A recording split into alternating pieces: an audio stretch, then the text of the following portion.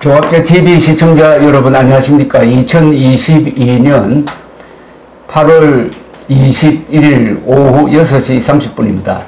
오늘 정말 귀한 손님을 모셨습니다. 일본에서 오신 니시오카 수도무 선생을 소개해 드리겠습니다. 감사합니다. 안녕하십니까? 예. 거의 2년 만에 오셨다고요? 2년 반 만에. 2년 반 만에 오셨습니다. 예. 우선 니시오카 선생님을 소개해 드려야 되겠는데, 우리 조합제 TV에 몇 분 나오셨습니다. 일본에서 일본 납치자 문제를 제기하셔가지고 그야말로 역사를 바꾼 분입니다. 지금은 납치자 구출회 회장으로 계시고, 그동안에 이 북한 인권 문제도 지난 한 30-40년 그러니까 30년. 예, 30년 해야죠. 30년 동안 다루시고, 무엇보다도 이 돌아가신 아베 신조 씨가 수상이 되도록 하는데 좀 역할을 하신 거 아닙니까, 사실? 그래서 납치 문제 때문에 그 아베 총리가 국민적인 인기를 얻었다고는 할 수가 있죠. 그렇죠. 그래서 그때 제가 옆에 있었다는 건 사실입니다. 그렇죠. 2002년 9월에 고이정 미수상이 북한을 방문해가지고 김정일이가 놀라운 고백을 합니다. 우리가 일본인을 납치했다. 네. 그러면은 어떻게 되느냐, 이렇게 솔직하게 고백하면은 일북 수교가 이루어질 것이다 라고 생각을 했는데, 일본에서 여론이 들고 일어났습니다. 그 들고 일어나는 여론을 주도한 분 아닙니까? 저도 뭐 가족들이 했지만은 제가 옆에서 했습니다. 그래서 결국은 일북 수교도 안 되고 김정일과의 타협도 안 되고, 그리고 일본에서 북한으로 아마 한 100억 달러 주기로 한 것 같은데 그 돈도 안 들어가고, 그러나 오히려 제재를 하고 있죠. 그렇죠. 제재가 들어가고 생존 납치자 중에 일부는 돌아오시고, 네, 5명 왔습니다. 5명 돌아오시고 해가지고 김정일이 외교적으로 아주 낭패를 보게 되면서부터 연동돼 가지고 북한 인권 문제도 커지고 했던 그 중심에 계셨던 분이고, 무엇보다도 한국 정치에 대해서 오랫동안 이 워처 역할을 하셨고, 생생하게 기억되는 게 2017년 5월에 문재인 대통령이 당선되는 그날 바로 이 자리에서 그 앞으로의 전망을 이야기했던 기억이 납니다. 그 이감남아 여기서들이 이야기했던 대로 됐네요. 민주주의가 파괴될 것이다. 그 걱정을 했는데 그대로 됐는데, 그러나 지난 3월 9일 말하자면 어떻게 보면은 좌파 정권을 끝장내고 지금 윤석열 정부가 출범했습니다. 우선 3월 9일 그때 일본에서 보셨습니까? 그렇죠. 원래는 여기에 와야 됐었는데 제가 87년부터 계속 대선 때는 현지 지지를 했었습니다. 그 기록이 깨졌어요. 저 코로나 때문인데. 그렇습니다. 근데 그 조합제 TV를 보고 있었습니다. 그렇습니다. 그때 크게 이길 거로 생각했는데 아슬아슬해서. 그러니까 0.7%라는 뭐 그런 결과에 대해서 저도 많이 쇼크를 얻었습니다. 한국 사회가 그렇게 작용화되어 있나. 특히 문정부 5년을 경험했는데. 그리고 이재명 씨가 저런 사람이지 않습니까? 그 좌파 중에서도 정가자고 너무 강력한 운행을 하는 사람인데, 그래도 0.7%밖에 차이가 없었다는 것이, 제가 역시 한국 모차를 계속 해왔는데 모르는 것이 많다. 아니, 저도 몰라요. 저도 중요한 선거는 정확하게 예측을 해왔는데, 저도 8%, 10% 이긴다고 봤거든요. 근데 0.73%포인트로 이겼는데, 왜 이렇게 됐느냐 하는 것은 사실은 국민의힘이 면밀하게 조사를 해가지고 좀 알려야 되는데 이게 지금 부족합니다. 그러나 저는 윤석열 후보가 당선되는 그 순간에 이 북한 인권 운동에 대해서 그렇게 같이 싸웠던 일본 분들 생각이 나더라고요. 고맙습니다. 그래서 우리가 떳떳하게 이제 그동안에 참 머리를 들 수가 없었는데 좌파 정권을 만들어 놓고 떳떳하게 됐다 하는 그런 생각을 했습니다. 이번에 윤석열 정부의 탄생이라고 그럴까요? 어떤 역사적인 의미가 있다고 생각하십니까? 근데 일단 그 이재명 정부를 막았다. 막았다. 그러니까 문 정부 이후도 5년 차파 정부가 되면은 한국이 자유진영에서 완전히 이달되지 않겠는가. 그런 걱정을 많이 했었습니다.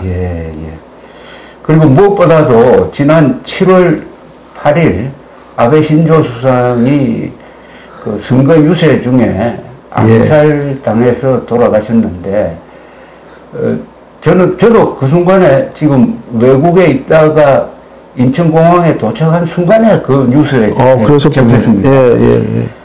그때도 제가 니시오카 선생 생각이 난 것은 2013년 3월 초에 같이 그렇죠. 수상간조 같죠. 수상간제에 가서 통역을 해주시고 해가지고 아베 신조 수상을 단독 인터뷰를 했는데 그게 한 시간 좀 더 됐습니다.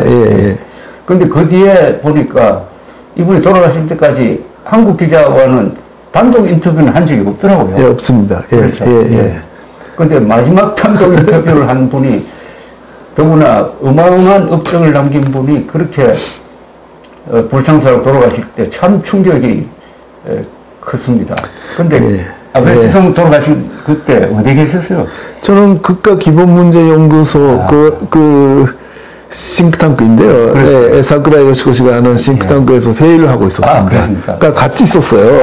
사쿠라 요시코사랑 한국에서 손님 와서 그 이우영 씨라고 그 바인 전적지 공동 저자 중에 이우현 이현이 그 사람이 노동자 문제, 소위 징용고 문제에 대해서 우리한테 브리핑을 하고 있는 도중에 뉴스가 들어왔어요. 전격으로 받았다. 그래서 병원에 실어 갔었는데 생명마저는 그렇게 기도를 많이 했는데 저렇게 됐습니다. 쇼크를 많이 먹었죠. 그럼 뭐 어떻게 보면 아베 수상하고는 입장은 다르지만 어떻게 보면 정치적 동지라고 할까요? 그런 관계 아니었습니까?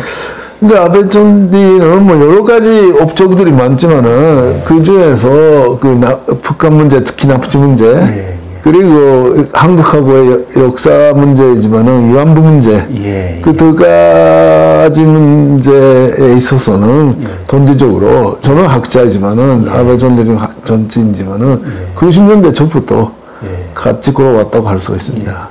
아베 수상이 총격을 받고 쓰러졌을 때 사진을 보면은 이 가슴에 바로 이 블루 리본을 차고 있었죠. 그렇습니다. 저게 공무원들이 다 차는 겁니까? 아니, 위문은 아니지만은, 우리 구주회가 만든 거예요. 그렇죠. 국가가 만든 거 아닙니다. 그렇죠. NGO가 만든 바치를 수상이 하다 거의 대부분의 장관들, 국회의원들이 하고 있다는 것이 좀, 국회의원들. 수수께끼죠. 근데, 야당 국회의원들도 하죠. 일본 납치 그 줄의 심볼입니다. 북한랑 일본랑 사이에 있는 바다의 색깔. 결례단의 색깔. 그리고 연결되어 있는 하늘의 색깔. 그거 해서 빨리 그지를 해야 되겠다는 심볼로 처음에는 그냥 리본으로 했어요. 2002년도에 만들었습니다. 무료 리본 운동을 했는데 이렇게 오래 가니까 그 리본이 보존이 안 돼가지고 그래서 마치를 만들었습니다. 그러니까 북한 인권 문제를 가지고 수상이 됐다면 그건 좀 너무 단순화하는 거지만 어쨌든 큰 정치적 자산으로 삼아가지고 돌아가실 때까지도 그 정치적 신념을 지켰다는 건 아니겠습니까? 그러니까 1차 정부가 1년으로 끝났고 다시 2차를 하실 때 2011년에 편으로 한 번 그만뒀으니까 이제 다른 사람한테 시켜야 된다는 사람도 있었어요. 그 바볼에서도 선배가 나서겠다고 했습니다. 그래서 바볼 바깥에서 자기를 지지하는 사람들을 모여가지고 그래서 전대 선거에 나갔었는데 그때 1차 때 납치 문제를 해결하고 싶었었는데 못했다. 이거는 꼭 자기가 해야 되겠다. 그런 신임으로 2차 아베 정부가 출발했죠. 제가 인상적으로 기억나는 게 2019년 2월 28일 하노이 회담. 하노이 회담 때 김정일하고 김정은입니다. 김정은하고 트럼프가 담판으로 갔다가 거기서 깨져버렸잖아요. 그 뒤에 브리핑을 할 때 트럼프 대통령이 납치자 문제에 대해서 김정은한테 물었다. 그 이야기를 한 것 같은데. 맞습니까? 맞습니다. 그 경황 속에서도 일본이 납치자 문제에 대해서 김정은에게 주문을 했다는 거 아닙니까? 그건 아베 수상의 부탁을 받아서 한 거죠. 그렇죠. 그러니까 그게 싱가포르에서 일자가 있었지 않습니까? 2018년. 그때도 한 번 납치 문제 언급했답니다. 그리고 하노이에서는 2번 언급을 했어요. 우리가 가족 회사람들랑 같이 호화이트 하우스에 가서 만났어요. 물론 트럼프 대통령한테 들은 건 아니지만은 측근들한테 들었던 이야기인데 하노이에서는 1대1로 김정은 트럼프 회담이 있었어요. 첫 번째가 그때 트럼프 대통령이 납치 문제를 언급했다. 그런데 김정은이가 그에 대해서 답을 하지 않고 다른 화제를 돌렸대요. 그런데 그 1대1 회담 끝나고 나서 소수 사람들이 참석하는 저녁 식사가 있었대요. 근데 그 자리에서도 다시 한 번 트럼프 대통령이 납치 문제에 대해서 언급을 했고 그 호화이트 하우스 사람 말에 의하면은 의미 있는 답을 했다. 김정은이가 의미 있는 답을 했다. 그리고 트럼프 대통령은 그 다음 날 점심 약속을 깨가지고 가버렸잖아요. 그 비행기 안에서 아베 총리한테 전화를 했어요. 이야기했다. 그리고 답은 이런 답이었다. 그래서 우리가 아베 총리 요리를 불러가지고 그때 상황한테서도 설명을 해줬어요. 아베 총리 말에 의하면은 그냥 납치 문제에 대해서 언급한 것이 아니라 아베 총리의 메시지를 전달했다. 알겠습니다. 그런 설명을 들었습니다. 그러니까 아주 돌출적인 트럼프 대통령이 아베 수상 말을 제일 잘 들었다는 것 아닙니까? 그렇죠. 온 볼턴 보좌관 회고록에 따르면 보리스 존슨 영국 수상 그리고 아베 수상 두 사람을 제일 좋아했다는 그러니까 아베 수상이 오히려 트럼프 대통령을 움직여가지고 납치자 문제를 이렇게 끈질기게 제기를 했다는 요 대목에 보면은 우리 윤석열 대통령이 아주 참고를 해야 될 부분이 아닌가 하는 그런 생각이 듭니다. 그리고 우리가 남북 관계에서 아직도 제일 중요한 게 우리는 국군 포로 문제입니다. 생존 국군 포로가 저는 6만 명이 다 살아있다고 봐야 된다고 생각합니다. 그런데 국군 포로에 대해서 우리가 그동안에 남북 회담을 그렇게 많이 하면서도 한국 대통령이 단 한 사람도 돌려달라는 이야기를 한 적이 없고. 그러니까 이야기 자체를 안 했잖아요. 그 다음에 이 아베 수상이, 뭐 숫자는 많지 않잖아요. 뭐 몇십 명, 몇백 명 되겠지만은 이렇게 정성을 다하는 그 차이가 뭐냐 하는 이야기입니다. 그리고 민간인 납북 피해자도 있지 않습니까? 그렇죠. 전시 납북이 약 10만 명. 그렇죠. 휴정후가 500명 정도 있습니다. 휴정후가 500명. 그러니까 그에 대해서 언급조차 하지 않는다는 거는 물론 북한까지 대한민국 공보하면은 대한민국의 영토니까 대한민국 대통령이 책임져야 되지만은 일단 자기 나라 국민 대한민국 국민이 또 살아있고 불법적으로 납치당하고 원리당하고 있는데 그러면 그쪽 책임자가 만나면은 첫 번째로 언급을 하는 것이 도리지 않습니까?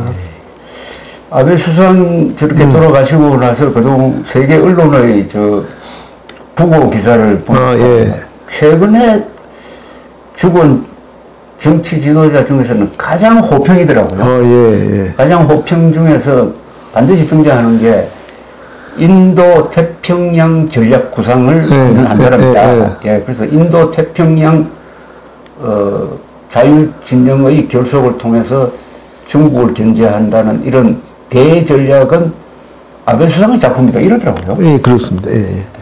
자유이며 열려져 있는 인도 그렇죠. 태평양. 자유롭고 개방된, 자유롭고 개방된 인도 태평양. 여기에 인도를 집어넣은 게 그렇습니다. 과거와 다르죠. 그러니까 인도 태평양을 했죠. 그렇죠. 그러니까 인도 태평양. 그렇죠.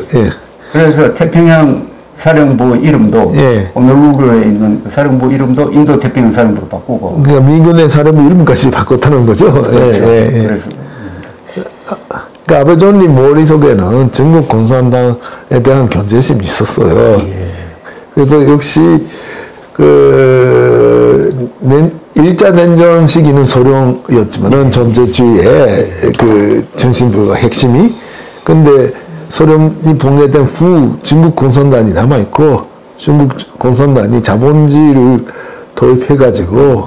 도입하면서 오히려 그 자본주의의 에너지를 인민다합의 수단으로 쓰고 또 변전주의의 수단으로 쓰는, 저는 중국 공산당은 커뮤니즘부터 파시즘으로 이해했다. 그렇게 봅니다. 어쨌든 전체주의니까 전체주의하고 우리가 싸워야 된다. 이라는 감점에서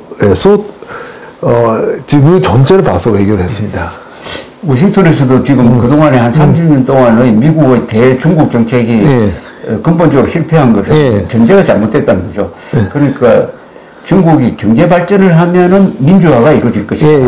그러면은 대외 침략성이 누그러질 것이라고 했는데 거꾸로 됐다는 거죠. 그러니까 오히려 경제 발전을 하니까 그 경제력이 중국 공산당의 통제 아래 들어가서 군사력 강화로 나타났다는 그렇죠. 거죠. 근데 근내 이미 압박으로 나타났고. 그렇죠. 그런데 2013년 3월 초에 아베 수상을 만났을 때 아베 수상이 준비한 내용으로 답변을 하신 것 중에서 한반도가 자유민주주의로 통일되는 것을 일본은 환영한다. 이런 이야기를 했지 않습니까? 그렇습니다. 그때 바로 또 박근혜 정부가 출범했을 때 참 좋은 기회였는데 불행하게도 박근혜 정부 시절에 이게 일본과의 관계가 나빠지고 오히려 중국 쪽으로 기울었어요. 또 중국에서 사드 사태로 어떻게 보면은 우리가 뺨 맞은 기분이 되고 그러니까 2015년 이제 종군위안부 최종 합의 최종 합의가 이루어질 때까지 한 시간을 한 3년 정도 허비를 했습니다. 그죠? 그렇습니다. 그러다가 바로 또 탄핵 문재인 정권 들어서면서 문재인 정권은 뭐 이념적으로 저는 고의로 한일 관계를 악화시켰다고 봅니다. 저도 그럴 겁니다. 그런 데서 이제 다시 정권 교체가 됐으니까 이걸 앞으로 한일 관계가 좋아지려면은 어떻게 해야 되겠습니까? 근데 아베 존리 이야기에 다시 들어가겠는데 2013년 3월에 조사장님을 아베 존리께 만나게 한 이유 중에 하나가 저도 아베 존리 입에서 자유통일을 지지한다는 말이 나오도록 많이 기대했고. 그렇죠. 근데 그게 일본 총리로서는 처음입니다. 공개적으로. 또 국회에서도 똑같은 얘기죠. 국회에서도 그건 잘 기억이 안 납니다. 어쨌든 인터뷰에서 확실히 얘기했지 않습니까? 그러니까 일본의 포스가 한국을 보는 관점이 두 개가 있어요. 그러니까 이런 나라가 강해지면은 바란스파 관점에서 좋지 않다. 그럼 문단에 있는 것이 오히려 일본의 극익에 합치될 수도 있다. 디바이드 앤드 룰 비슷하게. 근데 아베 존리는 그런 바란스파 사람이 아니에요. 가치관 외교입니다. 그러니까 전제주의하고 자유진영하고 싸우고 있다. 그러니까 한국 뿐만 아니라 한반도 존재가 자유화되면 그렇죠. 우리가 강해지는 것이다. 아, 예. 그 박정희 대통령이 대만에서 한국은 공산주의를 막는 반바지가 아니다. 자유의 바도다. 예. 그렇게 했지 않습니까? 그게 바로 가치함 외교입니다. 그렇죠. 아베 총리랑 똑같대요. 그래서 한일 관계, 저는 일본 사람이니까 일한 관계지만은 일한 관계의 기초는 역시 가치관이 있어야 된다. 우리가 존재주의하고 싸우고 있는 자유진영이다. 이라는 가치관적인 일치가 있어야 됩니다. 그리고 나서 저는 역시, 진실을 위해 서야 된다. 진실. 예. 역사적 진실 위에 유호가 있다. 이라는 것이 제 입장이고, 그리고 조약을 지켜야 된다. 조약 내용이죠. 65년의 기본조약, 65년의 기본조약 할 때, 우리 선배 세대들이 많이 고생도 했고, 그렇죠. 외교적으로 서로가 북한이라는 존재, 그리고 중국 공산당 소련하고 같이 싸우고 있다는 거로 해서 많이 서로가 타협을 했습니다.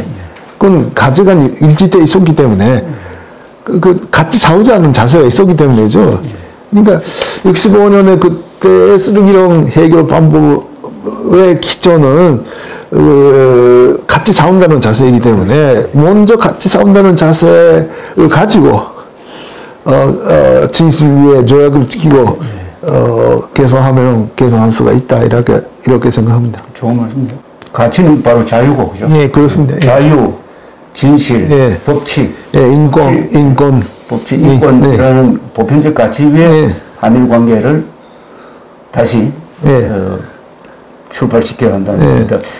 상당히 이번에 윤석열 대통령이 8.15 경축사에서도 비슷한 이야기를 했습니다. 8.15 경축사에서 윤석열 대통령이 과거사 이야기 일치하지 않았고요. 그러니까 한국과 일본의 관계는 세계 자유를 지키는 이웃이다. 사실은 우호국이다. 같이 싸우는 관계다. 그러면서 계속 이 자유, 인권, 법치를 강조를 했습니다. 큰 틀에서 보면은 윤석열 대통령이 한일 관계를 바로잡을 의지가 아주 강하다고 생각합니다. 그런데 문제는 이제 구체적 방법이고, 그중에 제일 중요한 게 징용공, 대상 문제 아닙니까? 여기에 대해서는 어떻게 생각하세요?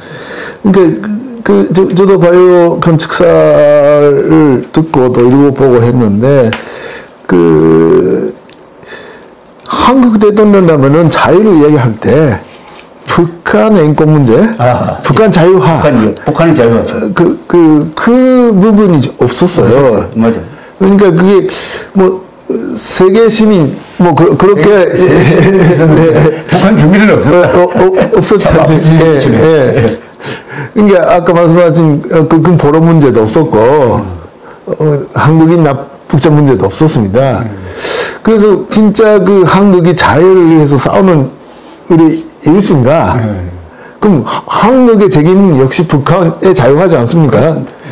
그럼 동북아시아의 자유화는 역시 북경에 있는 중국 공산당하고 싸우지만은 역시 한국은 북한 자유화의 선두주자가 돼야 되는데 그 부분에 대해서 윤 대통령의 올해 주임사에서도 없었고. 없었어요. 그래서 저는 또 납치 문제를 하는 입장에서 또 북한 인권 문제를 하는 입장에서 달북자 친구가 제가 많아서 그 사람들이 좀 실망을 했지 않겠는가. 자유라는 단어를 저렇게 많이 쓰는데 북한 자유화라는 단어가 없다.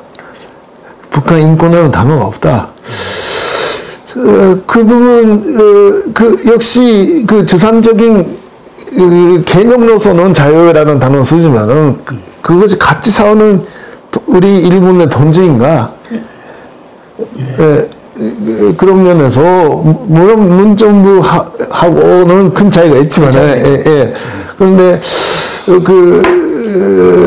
역시 가치관 기초가 되는 가치관 부분에서 그렇게 느껴졌고요.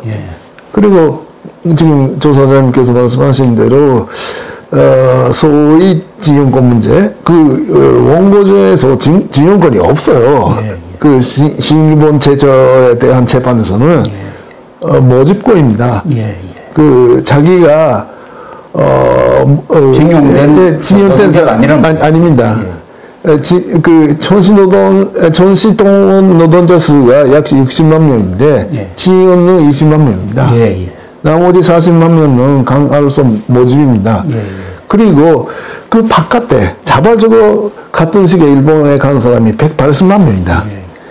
그러니까 그렇게 생각하면은 전체를 징용권이라는 단어를 쓰는 것 자체가 사실에 기초하지 않는다 이라고 보는데 어쨌든 간에 지금 65년도 조약으로서 딱 끝난 문제 노무현 정부 때 다시 그 외교문서를 다 조사하더라도 이거는 한국 정부가 책임져서 그렇죠. 해야 된다고 해서 했고 여기서 그렇죠. 그 문제를 가지고 대법원 판결이 우리가 보기에는 국제법위원회 판결이 나왔으니까 우리 일본 입장은 한국 국내에서 해결하시오. 그 국제법위원 상태는 우리가 참을 수가 없으니까 빨리 국제법 위반 상태를 해결해달라. 일본은 할 일이 없다. 그 입장입니다. 지금도 그렇죠. 예, 그렇습니다. 일본 정부가 그러죠. 그러니까 이 문제는 한국이 책임지고 해야 된다. 외교 문제가 아니다. 외교 문제가 아니라 국제법상의 위반 문제다. 한일 기본조약 위반다. 아니, 노무현 정부 때, 이 해찬 총리가 대표가 돼가지고, 이용회를 만들었어요. 거기서 외교 문서를 다 보고 나서, 위안부 문제는 아직까지 남아있다. 그러나, 노동자 문제는, 일본부터 받았던 3억 불 안에 들어가 있다고 봐야 된다. 다만, 박정희 정부는 죽은 사람에 대해서만 보상을 했기 때문에 부상한 사람들, 특히 부상한 사람들이 보상을 받지 못했고, 그리고 그냥 무사히 귀국한 사람들 전혀 보상을 받지 못했습니다. 그래서 그런 사람들한테 한국 정부가 책임져서 보상을 해야 된다 이라는 결론을 내었던 이용회의 멤버 중에 한 사람이 문재인이었어요. 민정수석 비서관의 입장에서. 그러면 다 끝난 거지 않습니까? 국제법으로는 조약은 사법부까지 구속합니다. 그렇죠. 그러니까 사법부가 어떤 조약에 위반하는 판결을 못 내면은 한국하고 외교 협상할 수가 없어요. 대법원하고 협상을. 그러니까 그 부분에 대해서 2년 전인가 지방법원에서 한국은 아직까지도 한일 기본조약 그리고 경제협력협정에 그것을 받는다. 그래서 일본 기업에 배상을 시키면 안 된다는 판결이 나왔지 않습니까? 대법원 판결이 있는데도 불구하고 서울 지방법원에서 다른 판결이 나왔습니다. 그것이 국제법상의 산식입니다. 그렇죠. 예. 그 이야기를 이런 정부 사람이 해야 돼요. 우리를 비롯한 국제사회가 보고 있습니다. 한국 정부가 진지하게 이 문제를 해결하려고 하는 자세가 있다면은 국민들한테 우리도 국제법을 지켜야 된다 이라는 말을 해야 합니다. 그것이 없습니다. 그런데 지금 일본 입장에서는 한국과 이 관계를 정상화하지 않으면 안 되는 그런 급박한 이유는 없는 거죠. 일본 국내 사정이나 외교적으로는. 물론 한국하고 관계 개선하는 것이 일본의 국익이 되니까 계속 하고 싶은 마음은 있지만은 그렇다고 해서 일본 기업의 사유재산을 징계받는 걸 반대할 수는 없다. 그리고 문정부 5년 동안은 같이 싸우는 자세가 없었기 때문에 한국 없이 그 외교를 해왔습니다. 완전히 단절됐고. 인도 대표한 그 산에서도 한국의 역할에 대해서는 별로 문대통령하고는 그런 이야기를 할 수가 없어서 또 대만을 중시했고 아세안을 중시했고 특히 인도, 호주 그리고 나토까지 가서 그렇게 했는데 한국하고는 그런 이야기를, 정략적인 이야기를 하지 못했지 않습니까? 그리고 문재인 정부 시절에 문재인 정권 때문에 한국이 외교적으로 상당히 고립이라면 하는 그렇고 그 중요성이 낮아졌다고 보십니까? 자, 그런데 이제 위안부 문제는 뭐 사실은 최종 합의 뭐 그건 뭐 지키는 걸로 문재인 정부도 그걸 뭐 뒤집는다든지 하는 그런 조치를 취하지 않았습니다. 그건 사실은 위안부 문제는 끝난 걸로 봐요. 이걸로. 그다음에 이 징용공 문제가 해결되면은 한일 관계에서는 뭐 새로 생길 문제는 없습니다, 그죠? 과거를 가지고 문제가 없으니까 이걸 풀어야 되는데. 아마 윤석열 정부의 지지율이 떨어지면은 여기에서도 과감한 한일 관계 정상화를 하기가 좀 힘들 겁니다. 힘들고 시간이 가겠고 할 때 아주 좋은 찬스를 놓치는 것 아니냐 하는 생각이 들기도 합니다. 그리고 그와 별도로 이 한일 관계가 나빠지니까 한일 군사 관계도 나빠진 거 아닙니까? 그죠? 근데 문 정부 때 결정적인 사고는 있었지 않습니까? 그 일본의 자위대 비행기에다가 한국의 그 함이 그 공격용 레이더를 발사했습니다. 그거는 역사 문제고 관계없는 문제이기 때문에 그것부터 먼저 윤 정부가 그 진상을 조사해서 제발 반지를 위해서 뭘 한다라는 것이 나오면은 그걸 일본에서 한국에 공식적으로 요구하고 있는지 그게 조금 불투명한데 하고 있을까요? 거기에 대해서 사과를 요구하고 있다. 그러니까 그때 사건 직후에 많이 했죠. 근데 한국 쪽에서 전혀 사실과 어긋나는 주장을 했기 때문에 그래서 보긴 했습니다. 그래서 고리를 두고 있죠. 일본 자위대 사람들이 많이 지금도 화를 내고 있어요. 이건 참 예민한 문제인데 그러니까 동해에서 북한 선박이 발견돼 가지고 그걸 구조하기 위해서 광개토함이라는 군함이 출동한 거예요.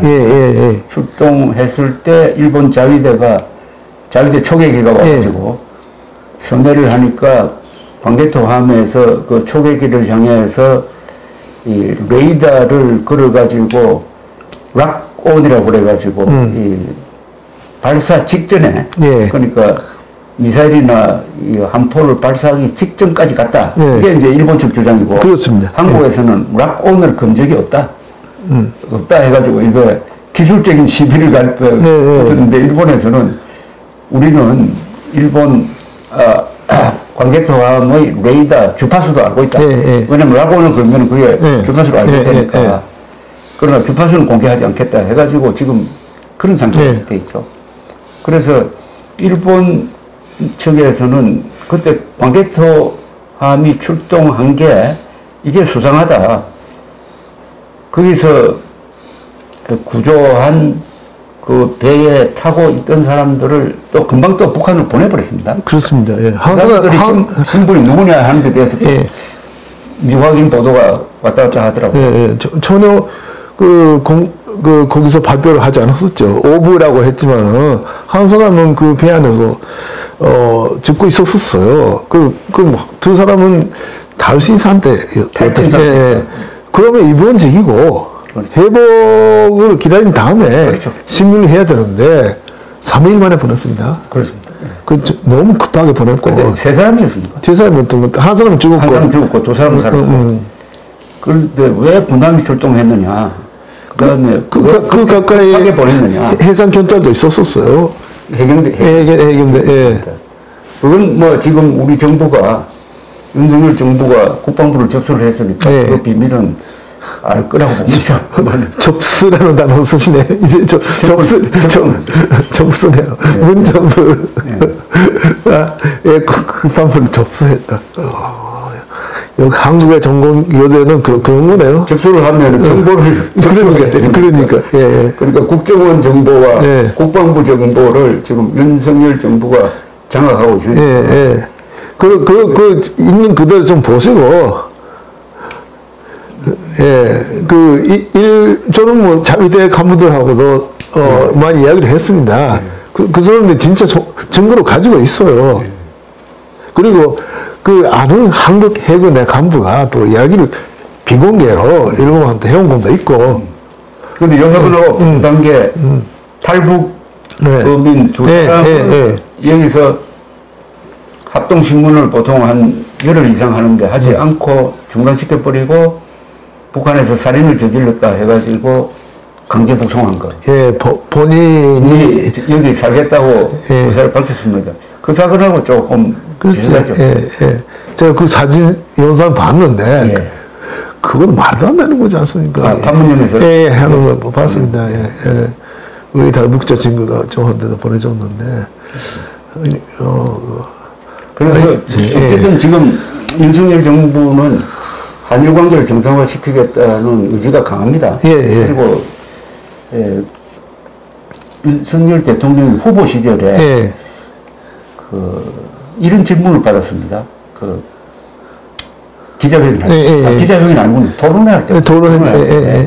대통령이 되면은 누굴 제일 먼저 만나고 싶습니까? 그러니까 순서를 이렇게 얘기했다고요.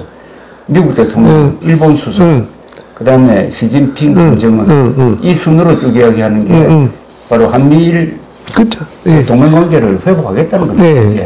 회복하겠다는 건데 일본에서도 그 윤석열 대통령의 승리를 잘 이해하고 일본 나름대로 이용할 필요가 있다고 생각합니다.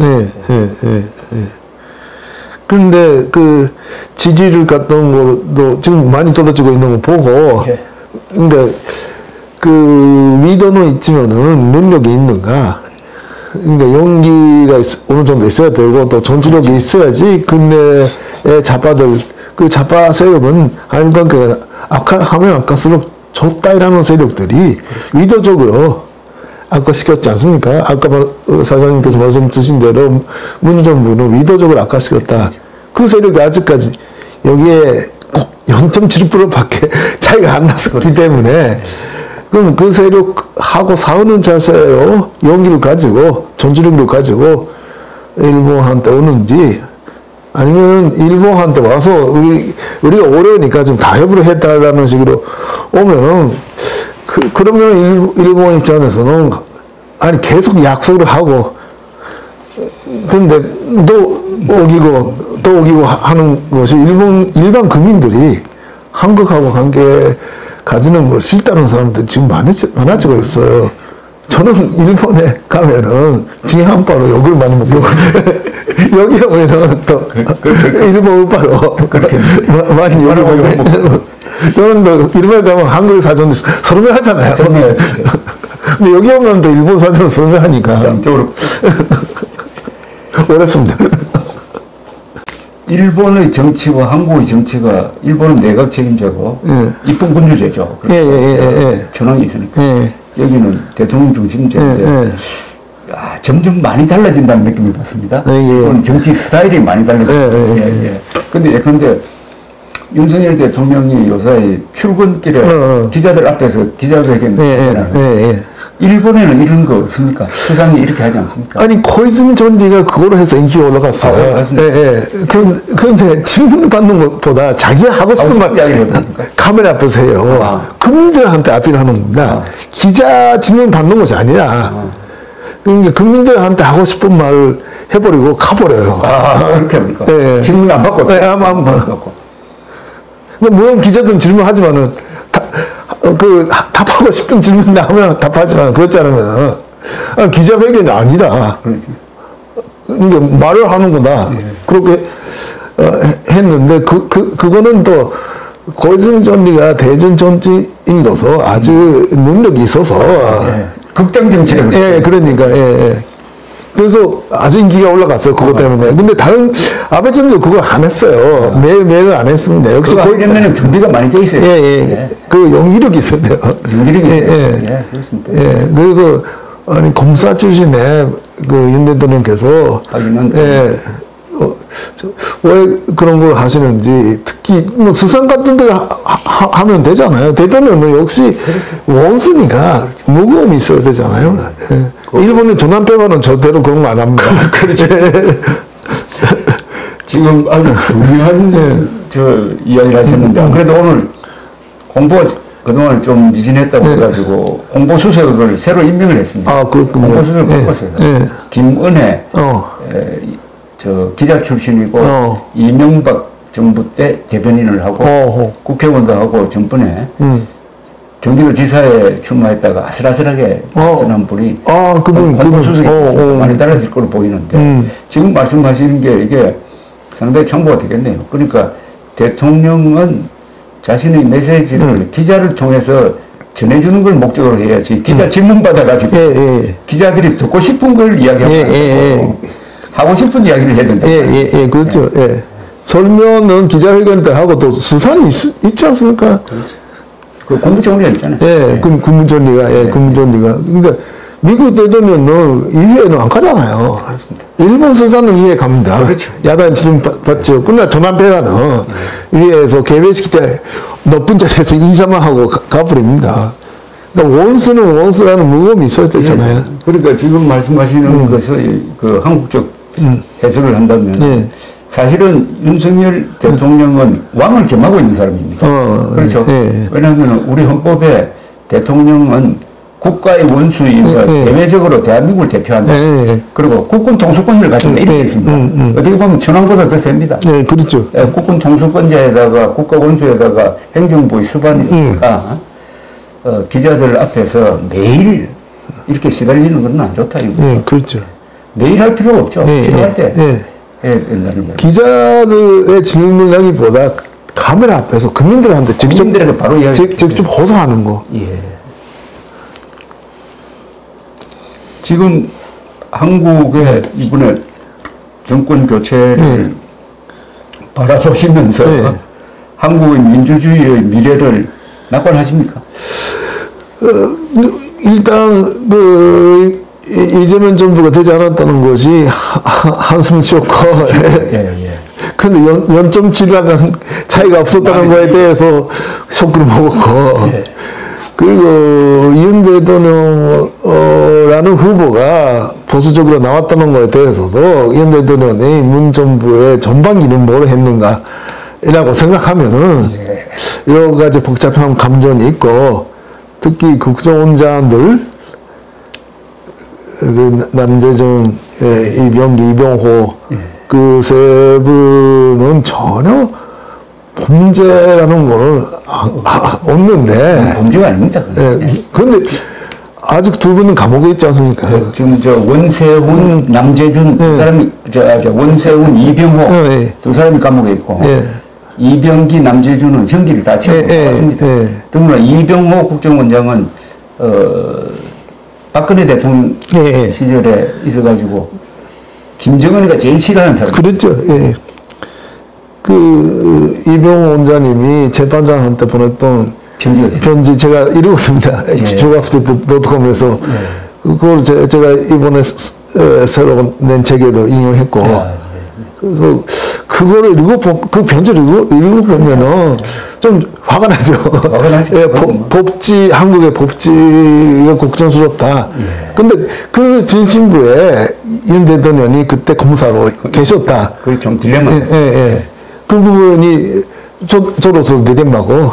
사실은 결자 해지를 했어야 되고 지난 8.15 때 특사를 했어야 돼요. 특사를 해가지고 이명박 대통령, 그다음에 원세훈 국정원장, 그다음에 지금도 감옥에 있는 이병호 세 사람은 풀어주고. 이병기 원장도.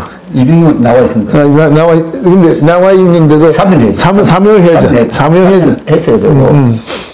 이 문명국가에서 국정원장 네 사람을 감옥에 집어넣는 나라는 대한민국밖에 없죠. 그리고 그 네 사람이 다 김정은이가 가장 미워했던 이를 골라서 집어넣었다고 보고 그게 적용된 법이라는 게 그건 억지입니다. 억지잖아요. 국정원에 비자금을 청와대 갖다 줬다는 그거는 다 김대중 때도 다 해왔다 이런 증언도 있지 않습니까? 그거는 뭐 예산을 전용한 거지. 그러니까 그거는 무슨 뇌물도 아니고. 그거는 뇌물이라고 했으니까. 꼭 지적하려면 행정적으로 지적한 문제지 절대로 감옥에 보내는 사안은 아닙니다. 그런데 지금 한국에서는 또 한국 정치를 이렇게 관찰하시는 분인데 지금 이준석이라는 당대표가 예. 전문 대표가 나온 것도 상당히 신선했죠. 그렇죠. 예. 그래가지고 이 전문 대표가 이끄는 국민의 힘이 2번 이겼습니다. 대통령 선거도 이기고 지난 지방선거도 아주 크게 이겼는데 이제는 또 윤석열 대통령 측근에서 당대표를 몰아내버렸어요. 몰아내니까 이제 소송으로 가고 하는데 물론 정치라는 게 항상 이렇게 권력 투쟁이니까 일어나는데 이에 대해서는 어떻게 제3자 입장에서 어떻게 보십니까? 이런 사태를.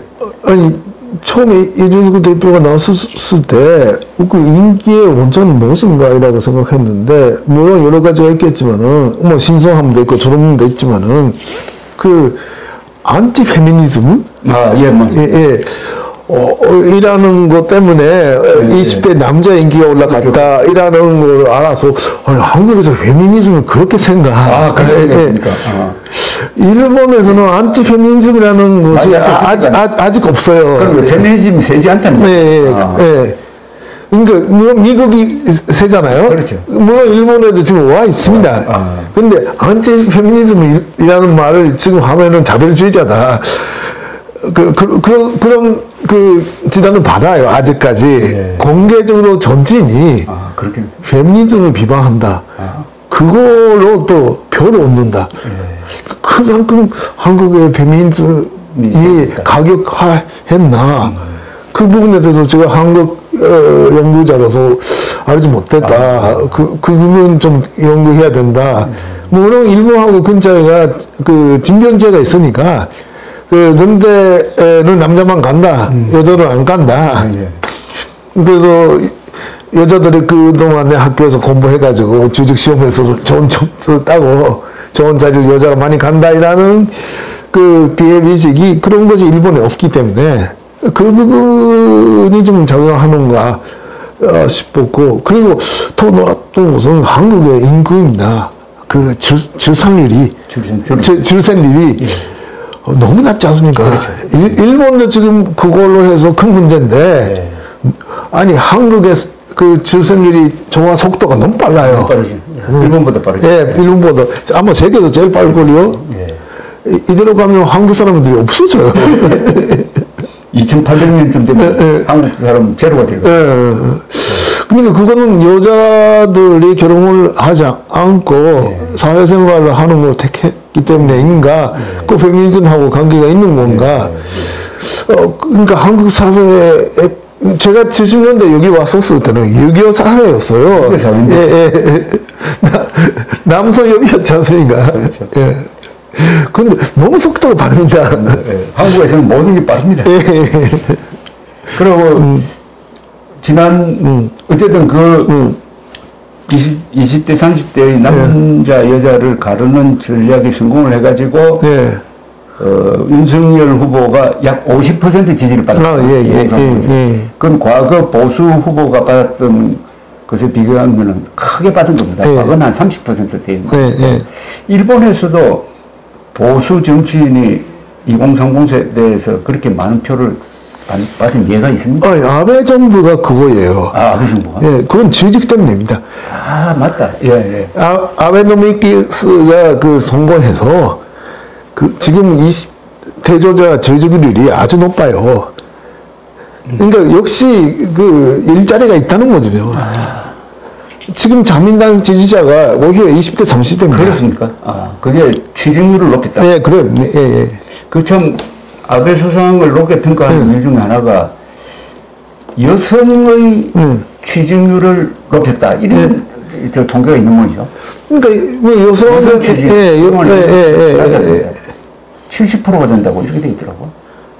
근데 여성뿐만 아니라 전체 취직률이 올라갔으니까 그리고 인구가 지금도 감소하고 있으니까 여성도 활약할 수 있는 사회를 만든다. 그래서 보육원 같은 것도 많이 장비를 했고 했는데 어쨌든 남녀 그런 페미니즘 그런 것이 아니라 지적입니다.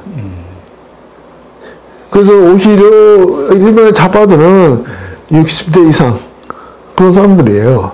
일본 이 집권당 안에서도 그 수상을 공개적으로 비판하고 뭐 이렇게 징계하고 하는 그런 내분이 일어납니까? 아니, 과거에도 그런 게 있습니까? 아니, 선거에서 지면은, 일본은 내각제지 않습니까? 그럼 선거에서 지면은 1년밖에 못 가요. 그 스가 수상이, 중요한 선거 직전에 지지율이 너무 떨어졌으니까, 그래서 그 자민당 내에서 새로운 조사를 했습니다. 이대로 스가 수상을 가면 우리가 그게 진다 해서 자민당 내에서 스가에 대한 비판을 많이 했죠. 그래서 기시다가 당선했습니다. 근데 일본에서는 국회의원을 공천할 때, 예. 공천할 때 어떻게 합니까? 저 미국식으로 예. 상향식으로 공천을 합니까? 아니면 지명을 합니까? 후보를. 그 일단 지면제죠. 그 자민당 내에 간사장이 있고, 탑다운식으로 내려오는 거예요. 예. 뭐 결정권은 간사장이 가지고 있지만은 각 집안에 당이 있어서 집안 당에서 추정하고 추정하면은 그 간사장이 오게 하는데 일본에서는 다선이 나쁘다는 문제가 없어요. 아, 그렇지. 예. 그럼 세습이 많죠. 예. 근데 그 다선이라는 거는 그 지역구에서 그 지지를 받고 있다는 거지 않습니까? 그러니까 여기는 다선이 무조건 나쁘다는 문화가 있으니까 그게 큰 차이입니다. 지금 아버지가 국회의원인데 아들이 국회의원인 경우가 한 3분의 1쯤 안 됩니까? 아니, 그래서 그 통계는 없지만은 그럼 많습니다. 아베 가문도 그렇지 않습니까? 그렇죠. 예. 할아버지부터. 그리고 일본과 한국의 정치 문화의 또 크게 틀린 점이 한국에서는 이 국회의원 되는 사람 직업이 보면은 검사, 판사, 기자가 많습니다. 그렇죠. 예. 일본은 검사, 판사, 기자가 거의 없죠. 예, 특히 검사는 없습니다. 검사, 판사는 없죠. 판사도 없어요. 검사, 판사. 네. 변호사는 있어요. 변호사는 뭐. 예. 그리고 언론사도 편집국장 출신, 보도국장 출신이 그렇게 높은 사람은 없어요. 그렇죠. 예. 밑에 그 전지부 기자 했다가 자민당에서 스카우트 당하거나. 그건 왜 그렇습니까? 그런 것도 이유가 있어요. 그러니까 역시 일본에서는 전문성을 제시하니까 그러니까 그 극찬까지 한 사람이 또 국회의원 되면은 일선 조선이잖아요. 그렇지. 그런 거 하기 싫다. 그 자기가 속한 직종의 권위 이런 걸 그리고 여기는 다선을 제시하는 문제가 없으니까. 그렇지. 그러니까 옆에 갈 수가 있지만은 일본에서는 역시 선수를 따져가지고 장관을 시켜주니까 그럼 아니 그 편집 극장까지 가는 사람이 또 조선위원이 돼가지고 심부름꾼을 하기 싫다. 그렇죠. 그러니까 자미형 같은 데는 전문선이 있으니까 그 학자나 언론인을 모셔오는 경우가 때때로 있지만은 그 당 간부가 되기는 어렵습니다. 그러니까 제일 이 정치 문화가 제일 치러진 점이 검사 같습니다. 검사. 그래. 검사가 정치를 하고 드디어 대통령까지. 그러니까. 일본에서는 검사 출신은 단 한 명의 국회의원도 없고 검사는 절대로 출마하지 않는다 하는 게 법문으로 되어 있는 거 아닙니까? 그러니까 그 검사는 우리는 정치인보다 위라고 생각하고 있죠.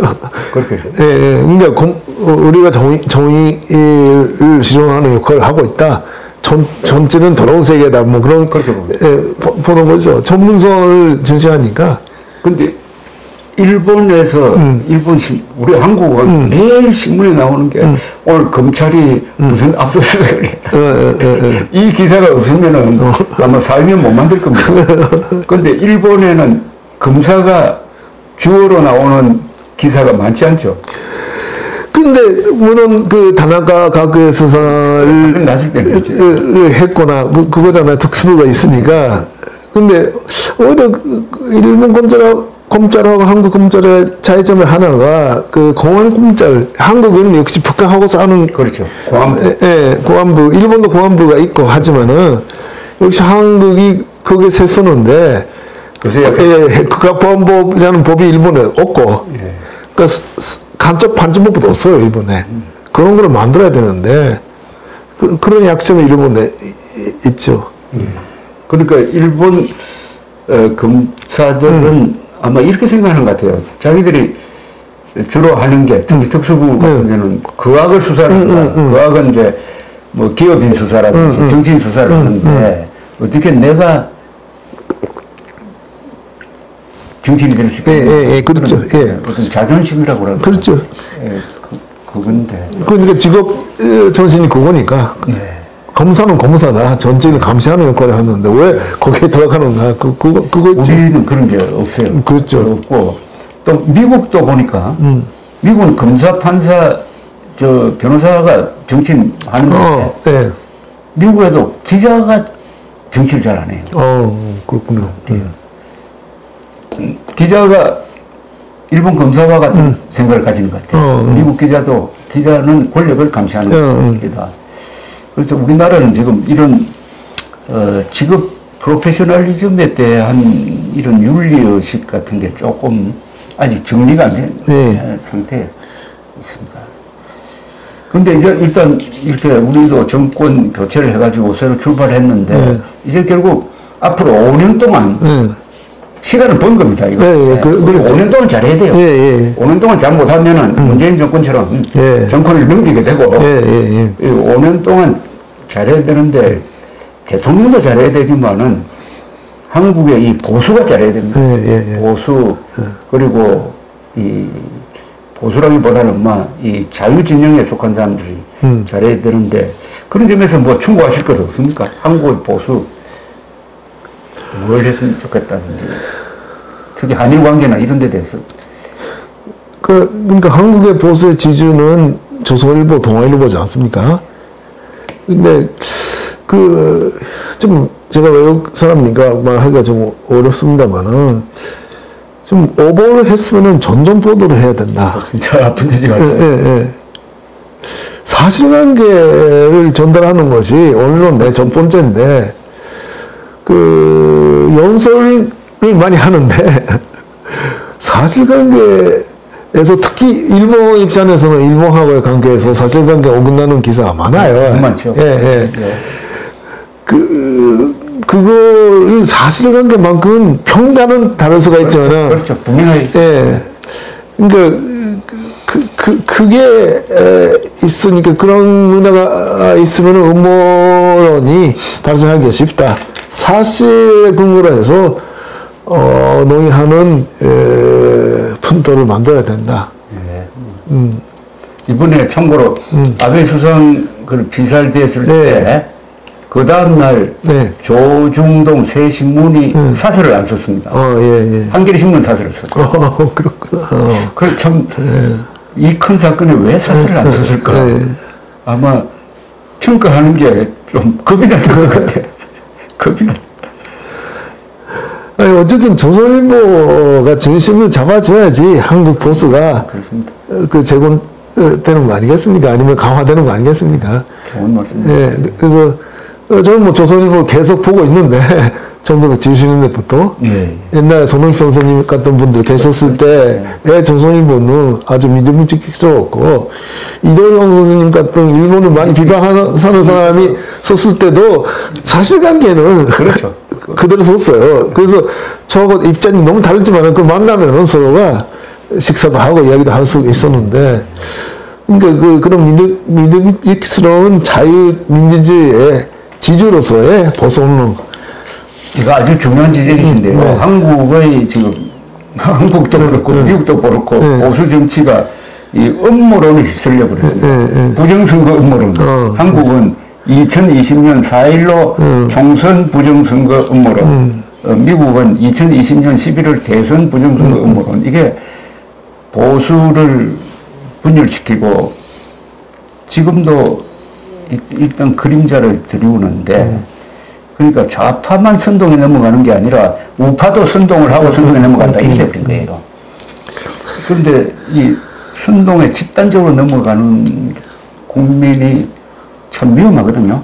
이게 민주주의가 이게 어떻게 보면은 우중으로 가버리는데 일본 정치를 이렇게 보면은 일본에는 그런 선동가가 잘 없는 것 같아요. 그래서 고이즈미 전리는 그런 면이 좀 있었고, 우체국에 미용하다. 그래서 자민당을 방해한다. 자민당 탓을 자민당을 깨부수겠다. 공약이 자민당을 깨부수겠다. 그래서 성공했죠. 성공했는데, 그래서 자민당이 약화돼서, 그래서 야당 정부가 됐잖아요. 그 부작용. 네, 부작용이죠. 그런데 저는 다른 관점에서 보는데, 일본 분들이 선동도 잘 하지 않고, 선동한 게 별 소질도 없는 것 같고, 소질도 없고, 잘 넘어가지 않는 이유가 역시 그 언어하고 관계에 있다고 봅니다. 저는 일본 사람들이 일본어가 한자와 이제 가다가나를 같이 결합시킨 표음 문자와 표의 문자를 같이 해가지고 아주 훌륭한 문장들을 구사를 하고, 우리나라는 한자를 버려버려가지고 그러니까 한글 전역으로 가는 바람에 한국어가 반신불수가 돼버렸어요. 그러니까 그 암호가 됐죠. 그 불편한 거 느끼시죠? 그런데 저는 일본 사람이니까 한자를 알잖아요. 그렇죠. 한글 보더라도 한자어가 아니까 무슨 말인지 알아요. 그런데 한국에 한자를 모르는 사람이 보면 완벽하게 암호입니다. 그러니까. 암호를 풀 수 없는. 네, 그렇죠. 그런데 이런 생활을 30년, 40년 하다 보니까 아주 말초적 선동에 잘 넘어가요. 그렇습니까? 사실에 근거로 해서 자본당에 농의하는 분위기 오는 이유 중에 하나가 역시 그 한자를 안 쓰는 것이 아닌가, 저도 그렇게 느껴집니다. 아주 중요한 지적이십니다. 지금 그러니까 한일 관계든 무슨 관계든 사실관계가 분명해지면은 문제 해결은 참 쉽잖아요. 그러니까 사실관계가 뒤엉키고 거짓말이 들어가면은 해결책이 안 나오는데, 사실관계를 분명하게 해야 할 직업인이 결국 언론 아닙니까? 아까 말씀하신 특히 보수 언론. 그리고 국민들이 안 속아야 되는데, 그러려면은 이 국민들이 사용하고 있는 언어가 정확해야 되는데, 이 문제에서 지금 우리는 위기를 맞았고, 일본은 한때 한자를 없애려는 움직임도 있었지 않습니까? 내가 된 사람인데. 그렇죠. 근데 그럴 수 없어요. 있을 수 없어요. 근데 있을 수 없는 일이 한국에서는 벌어지죠. 있을 수 없는 일이 한국에서는 벌어지고, 있을 수 없는 일이 일본에서는 벌어지지 않아가지고, 지금 이런 차이가 났습니다. 그리고 제가 느껴지는 것이 또 하나가, 한국의 뉴스를 보면은 한 건에 쓰는 시간이 짧아요. 짧죠. 짧죠. 근데 좀 또 자본당의 사실관계를 설명해줬으면 좋겠는데, 너가 좋다 나쁘다는 것만 해가지고 짧은 뉴스를 연속적으로 많이 해요. 그렇죠. 처음에는 왜 그럴까, 뭔가 좀 느껴지는 느낌이 들렸는데, 시간이다. 그렇죠. 좀 더 여유를 가지고 한 건에 대해서 깊게 들어가고. 이게 진실은 사실은 복잡해서 설명하는 데가 시간이 걸립니다. 그걸 거두절미하고 하면은 그게 왜곡이 돼버리고.